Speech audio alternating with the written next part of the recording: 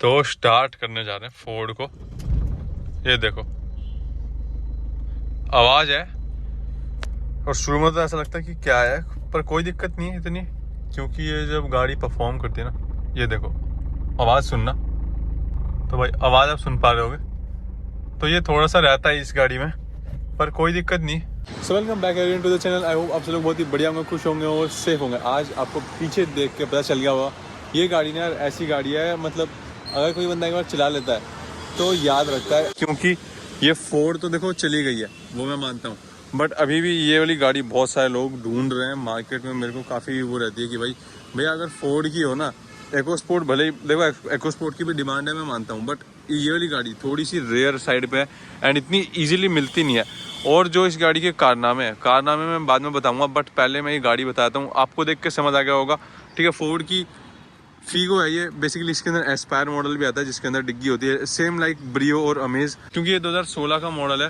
ठीक है, एंड ये हमारे पास फोर्ड की फीगो, इसके अंदर फ्री स्टाइल मॉडल भी आता है एंड सोन काफ़ी सारे मॉडल आते हैं। ये 1.5 लीटर का डीजल इंजन है। ठीक है, पावर फिगर्स मैं आपको यहाँ पर डाल दूंगा तो आप चेक कर सकते हो, बट जो अगर आप एक बार चलाओगे ना, तो जो ये इंजन पंच आपको देता है, जो पावर और जो परफॉर्मेंस देता है, लिटरली लाजवाब है। आज के भी सेगमेंट पे आप ले लो तो कोई टक्कर नहीं है। बहुत लोग कहते हैं कि यार फीगो और फीगो फ्री स्टाइल करीब करीब एकदम सेम रहती है। इसको ना हम पोलो से बहुत ज़्यादा कंपेयर कर देंगे भाई, पोलो के साथ टक्कर होती है कि भाई फ्री स्टाइल और ये मान लो फीगो है, तो क्या ये पोलो को हरा देती है, क्या ये पोलो के बराबर है? क्योंकि फोर्ड की ये वाली गाड़ी ना, अगर मैं यूजुअली देखूँ तो यही वाली गाड़ी टक्कर देती है। अगर आप पोलो से परफॉर्मेंस में ले लो, बिल्ड क्वालिटी में ले लो एंड सो ऑन, तो इसका डायरेक्ट कॉम्पिटिटर वही था। अलॉन्ग विद दिस अब तो काफ़ी हैचबैक आ गए हैं, बट थोड़ी सी परफॉर्मेंस ओरिएंटेड अगर मैं हैचबैक की बात कर लूँ तो हमारे पास ये आती थी, एक फिएट की पुंटो एवरात आती थी, पोलो हो गई, ये हो गई, उसके बाद तो यार बस कितनी है। बट हाँ, टॉप 3 के जो कॉम्पिटिटर थे ना, वो यही लोग थे। एंड यही लोग, मतलब जो अगर परफॉर्मेंस के लिए गाड़ी देख रहा है, हैचबैक के मैं बोल रहा हूँ, लाइक कोई एक बिगिनर है, ठीक है, उसको परफॉर्मेंस थोड़ी ज़्यादा पसंद है, यंगस्टर है, तो फर्स्ट प्रेफरेंस पे यही 3 गाड़ी आती थी। आजकल का जो टाइम है थोड़ा बदल गया है, i20 एंड अदर कार्स काफ़ी आ गई है, बट स्टिल ये वन ऑफ लेजेंड होती थी पुराने टाइम में। आज देखते हैं कि यार ये क्या अपनी लेगेसी होल्ड करती है, नहीं करती है, एंड सेकेंड हैंड मार्केट पे इसकी क्या वैल्यू है। अगर आप लेने जा रहे हो तो आपको ये लेना चाहिए, नहीं चाहिए, या फिर आपको ऑल्टरनेटिव देखना है, एंड कितने की ये पड़ जाएगी, तो सारे डाउट आज मैं आपको सॉल्व करने वाला हूँ।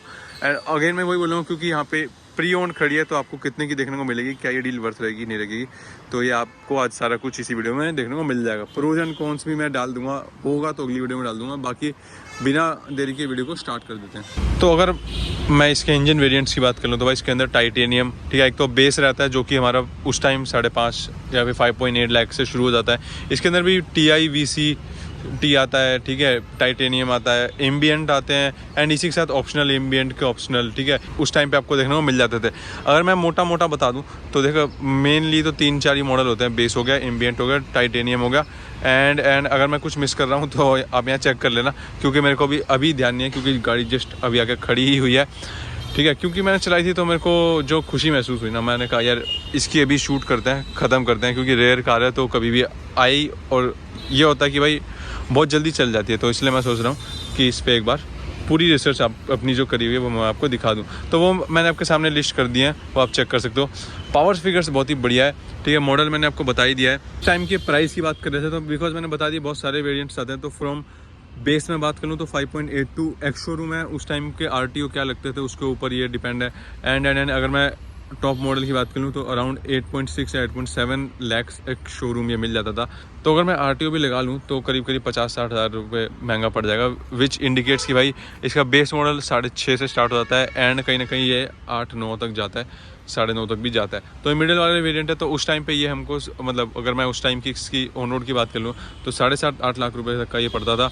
एंड क्योंकि इसके अंदर ना पीछे कहीं लिखा नहीं होता कौन सा वेरिएंट है, तो आपको इसके फीचर देख के ही पता लगाना पड़ता है, तो वो बात आ जाती है। बाकी काम वाम और गाड़ी का लुक मैंने आपको दिखाई दिए हैं, ठीक है। अगर मैं पीछे से बात कर लूँ, क्योंकि आज हम पीछे से स्टार्ट करेंगे, तो भाई फोर्ड का यहाँ लोगो, फीगो, एंड यहाँ पे TDCI इंजन की बैजिंग, लाइट्स के ऊपर क्रोम की आउटर कवरेज देखने को मिलती है, जो कि कहीं ना कहीं मैं कहूँगा ठीक है, बट इन जैसी गाड़ियों के अंदर ना एकदम सिंपल दे ना, जैसे पोलो आती है, तो वो मेरे को थोड़ा ज़्यादा पसंद आता है, क्योंकि इन सब गाड़ियों के अंदर लोग शोबाजी ज़्यादा नहीं करवाते, एंड ये उसके लिए बनी भी नहीं होती, ठीक है, वो बात आ जाती है। साइड में साइड बिल्डिंग है, डोर हैंडल पे आपको क्रोम है, ठीक है, आई पॉप का डोर प्रोटेक्टर है, एंड ऊपर हमारे क्या कहते हैं रेन वाइजर लगे हुए हैं। सर अगर मैं ग्राउंड क्लियरेंस की बात कर लेता हूँ ना, तो इसके अंदर 174 mm का ग्राउंड क्लियरेंस देखने को मिलता है, जो कि कहीं ना कहीं मैं कहूँगा इस जैसी गाड़ी के लिए काफ़ी अच्छा है। और डे टू डे अगर आप सिटी ड्राइविंग करोगे तो इतना आपको ट्रबल नहीं करेगा। बट हाँ, अगर कहीं कहीं आप मान लो रूरल एरिया में ले जाओगे तो मे भी कर सकता है, क्योंकि जो सस्पेंशन है ना उनकी वजह से, ठीक है। अभी मैं दिखाऊँ तो यहाँ पर आप ये देखोगे तो इस साइड पर थोड़ा सा आपको जो रनिंग बोर्ड है उस पर दिख रहा है, विच इंडिकेट कि कहीं ना कहीं तो थोड़ा सा लगा हुआ है, तो वो बात आ जाती है, ठीक है। अब मैं इसके फ्यूल टैंक कैपेसिटी की बात कर लूँ, इसके अंदर फ्यूल टैंक कैपेसिटी 40 लीटर्स की मिल जाती है। 40 लीटर से आप डीजल इसके अंदर डाल सकते हो। एंड अगर मैं इसकी बूट स्पेस की बात कर लूँ तो भाई इसके अंदर तो यहाँ पे हमारे पास बूट खुल गया। एंड इतनी जो लगेज कैरिंग कैपेसिटी है ना, वो मैं कहूँगा ठीक है। आप यहाँ पे देख सकते हो कि मतलब डिसेंट इनफ है, ना ज़्यादा बड़ा है ना ज़्यादा ही छोटा है। छोटा इन द सेंस इतना भी छोटा नहीं कि भाई ब्रियो जैसी गाड़ी है कि 175 लीटर है, एंड इतना भी बड़ा नहीं कि भाई कोई अर्बन क्रूज़र वाली गाड़ी है जो कि 300-400 लीटर है। बट हाँ, कहीं ना कहीं 300 के अप्रोक्स है, तो इतनी कैपेसिटी ठीक है। एंड इस गाड़ी में आपको CNG भी लगानी नहीं है, तो ऑब्वियसली मैं कहूँगा इतनी मोर देन इनफ है। फ्यूल टैंक कैपेसिटी बताई दी 40 लीटर, ग्राउंड क्लियरेंस मैंने बताई दी। अब हम चलते हैं अंदर, और उसके बाद आपको इसके पहले आज हम बैक सीट से बताते हैं। तो भाई डोर की मैं क्वालिटी बता दूँ ना, तो भाई ऑन अ जेन्युइन सॉरी हाँ अब आ रहा है, अब सही पकड़ रहा है, कैमरा इशू था। तो यार सही से बताऊँ, देखो झूठ आपसे बोलूँगा नहीं, पोलो के टक्कर में तो मुझे नहीं लगी। मैं मानता हूँ बाकी गाड़ियों से सुपीरियर है, Hyundai हो गई, ठीक है, और होंडा हो गई, बट यार सही में फ्री स्टाइल वालों का दिल टूटेगा, बट पोलो को जितनी नहीं है। अब मेरे को वैसे ही दिख गया था भाई इसको इसके अंदर बैठते ही। बाकी आप स्पेस देख सकते हो, हाँ पीछे की रो में पोलो के बराबर स्पेस है, मैं कहूँगा थोड़ा सा ज़्यादा है कहीं ना कहीं बस। तो स्पेस के अंदर मैं कहूँगा कि प्लस पॉइंट है, बट इतना भी कंफर्टेबल बंदा नहीं है यार, सही बताऊँ तो। मतलब है छोटी राइड के लिए ठीक है, लंबी और ज़्यादा बड़ी राइड के लिए ना पीछे वाला पैसेंजर मैं कहूँगा थोड़ा सा एग्जॉस्ट हो जाएगा। एंड अगर आगे आप थोड़े लंबे बंदे हो तो भाई मान लो कि बहुत कम स्पेस, मतलब बहुत कम नहीं कहूँगा, बट हाँ यूजुअली क्योंकि यार अब हम काफ़ी तगड़ी गाड़ियों में बैठ चुके हैं, तो उसके हिसाब से थोड़ा कम लगा मुझे। बट और अगर मैं हैचबैक की साइड से बात करूँ तो ठीक स्पेस है, मतलब मैनेज कर लेती है गाड़ी। आगे तो मैं कहूँगा ओके ही है, सेम लाइक हमारी पोलो हो गई एंड ऑल हो गई। तो अब ये देखो भाई, ये सीट मैंने इतनी आगे कर रखी है, तब मेरे पास पीछे वो स्पेस था। अगर मैं इसको पीछे कर दूँगा तो पीछे का स्पेस ख़त्म होने लग जाएगा। मैं आपको दिखा भी देता हूँ, ये देखो अभी भी पैर ना थोड़े से लग रहे हैं, आपको होप की विजिबल होगा ये वाला एरिया, तो मेरे को पीछे करना पड़ेगा। अब कहीं ना कहीं मैं बोलूँगा कि हाँ, बट इसमें लंबर सपोर्ट एंड ऑल जो चीज़ें वो नहीं है। एंड मैं बताऊँ ना दे तो भी कोई दिक्कत नहीं, क्योंकि लोगों को क्या चाहिए, फोर्ड की जो ड्राइविंग अर्गोनॉमिक्स है, जो फोर्ड की हैंडलिंग है, जो फोर्ड के पावर है। क्योंकि ये गाड़ी मैंने आपको बताया था यार 100 bhp निकालती है एंड 215 न्यूटन मीटर टॉर्क निकालती है, जो कि पावर एंथुजियास्ट और परफॉर्मेंस एंथुजियास्ट के लिए काफ़ी ज़्यादा होता है। यहाँ पे मैं अगर इंटीरियर की बात करूँ तो यहाँ पे थोड़ी सी स्पेस है एज यूजुअल, एंड USB का पोर्ट आपको वहाँ पे देखने को मिल जाएगा, ठीक है। ऑक्स का भी पोर्ट वहीं देखने को मिल जाएगा, थोड़ी सी स्पेस है आपके लिए। ये थोड़ा सा बढ़िया लगता है क्योंकि बाकी गाड़ियों से हट के बनाता है फोर्ड, लाइक उसका जो ये वाला। अगर आप इको स्पोर्ट में भी जाओगे तो भी इसी वाले शेप के अंदर आपको डैश मिलता है, सेम यही वाले AC वेंट्स देखने को मिलते हैं। एंड यहाँ पे भाई 2 एयर बैग है, तो सेफ्टी के साथ कोई भी कॉम्प्रोमाइज़ नहीं किया गया। टॉप मॉडल में 6 भी आते हैं, ठीक है। तो मैं बोलूँगा सेफ्टी वाइज बहुत ही बढ़िया गाड़ी है। हाँ बिल्ड क्वालिटी में कहूँगा पोलो जितनी नहीं है, क्योंकि लोग टक्कर करवाते हैं ना इसको पोलो से, तो वो मैं बोल रहा हूँ। बाकी तो मैं कहूँगा बेस्ट इन क्लास है।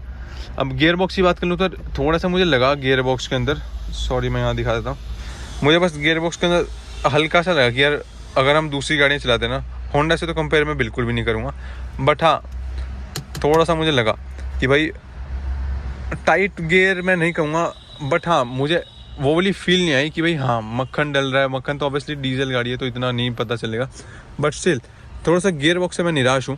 हालांकि क्या पता आप गाड़ी भगाओगे तो बढ़िया चले and so on.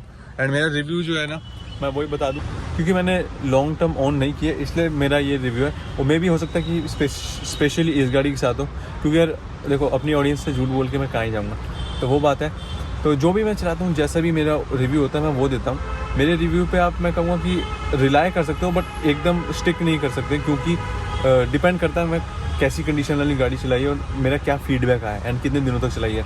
May be किसी दूसरे बंदे के लिए वही चीज़ बहुत बढ़िया हो सकती है, किसी दूसरे बंदे के लिए वही चीज़ काफ़ी ख़राब भी हो सकती है। तो यहाँ पे जो रिव्यू है ना थोड़ा सा मैं कहूँगा फ्लक्चुएट कर सकता है और बयास हो सकता है किसी भी एक प्रोस्पेक्टिव में। तो अब हम वापस आ जाते हैं अपने काम पे, ठीक है। तो अब हम देखो यहाँ की सीट तो मैंने दिखा दी, बाकी ये सब छोटे मोटे एलिमेंट है, दिखाने की ज़रूरत नहीं है। यहाँ पे आपको मिरर मिलता है, ठीक है। अब हम वापस चल देते हैं अपनी ड्राइवर साइड पे। उसने से पहले ही बता दूं, परफॉर्मेंस में आपको बिल्कुल भी निराश नहीं करेगी ये गाड़ी, बिल्कुल भी क्या, कभी भी निराश नहीं करेगी। गेट में कर देता हूँ बंद, देखो थंब है बट पोलो वाली बात नहीं है लिटरली। तो भाई यहाँ ये रहा फोर्ड का लोगो, यहाँ पे छोटे मोटे वॉल्यूम एंड हमारे इंफोटेनमेंट के कंट्रोल, ऐसे कुछ खास नहीं है, ठीक है। क्लाइमेट कंट्रोल आता है, थोड़े बहुत ही फीचर है, इतने ज़्यादा नहीं है, बट हाँ सेफ्टी वाइज ओके गाड़ी है, ठीक है। आपको कैबिन में ना ये सीट वीट सब कंफर्टेबल लगेगी, बट हाँ मैं इतना भी नहीं कहूँगा, बट क्योंकि ड्राइवर डिलाइट कार है तो भाई अगर आप लॉन्ग रूट पर जाओगे तो ड्राइवर के लिए तो काफ़ी फेवरेबल बन जाती है गाड़ी। बाकी मैंने स्टार्ट करके भी चला के आपको दिखाई थी, ठीक है, तो वो आपने देखी है, थोड़ी बहुत आवाज़ें आती हैं क्योंकि डीजल इंजन है, फोर्ड है, तो इतना तो आपको करना ही पड़ेगा।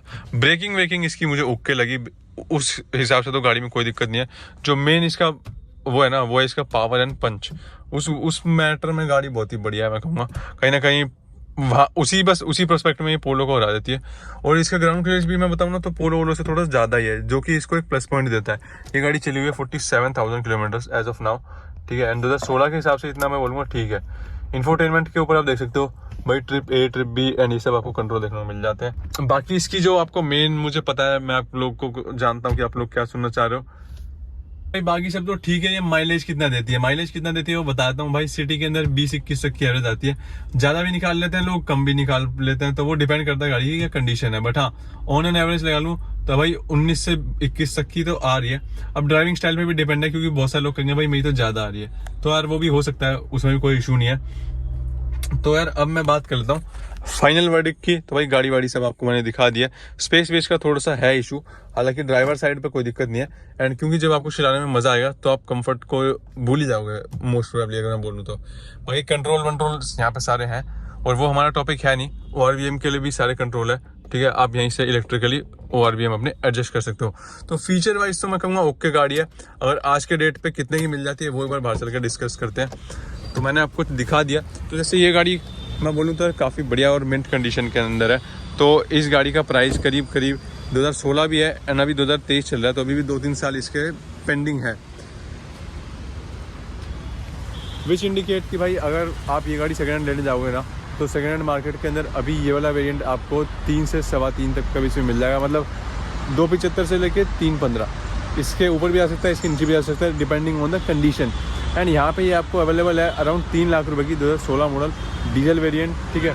तो वो बात आ जाती है। एंड ये 2016 का भी आई गेस दिसंबर वाला मॉडल है, दिसंबर वाला वेरिएंट है, मतलब दिसंबर में ये रजिस्टर हुआ है। तो मेरा ओवरऑल वर्डिक्ट क्या है कि भाई आपको ट्राई करनी चाहिए। अगर आप ये गाड़ी देख रहे हो तो भाई बढ़िया गाड़ी है।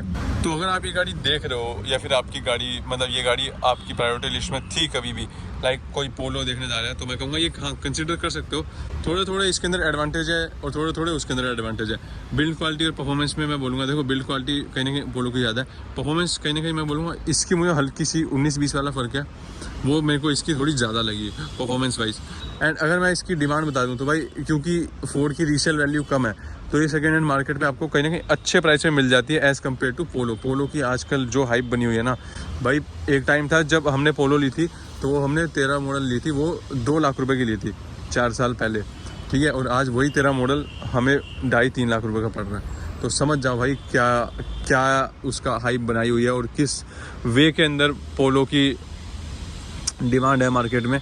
तो वही है यार, जब जिसका डिमांड बढ़ता है तो उसका प्राइस भी बढ़ जाता है। तो मेरा वर्डिक्ट यही था कि मैं कहूँगा अगर आप पोलो वोलो लेने जा रहे हो या फिर कोई भी हैचबैक लेने जा रहे हो तो आप कंसिडर करना। एंड अगर आप डीजल गाड़ी ले सकते हो तो मैं कहूँगा कि यार it is a worth buying, क्योंकि आपको पता है अब तो फोर्ड आ भी गई है इंडिया में, ठीक है। फोर्ड 2024 में आने वाला है, अगला महीना 2024 का जनवरी है, तो उसके अंदर आपको पता है कि फोर्ड लॉन्च करेगा वापस से अपनी सेवरल कार्स।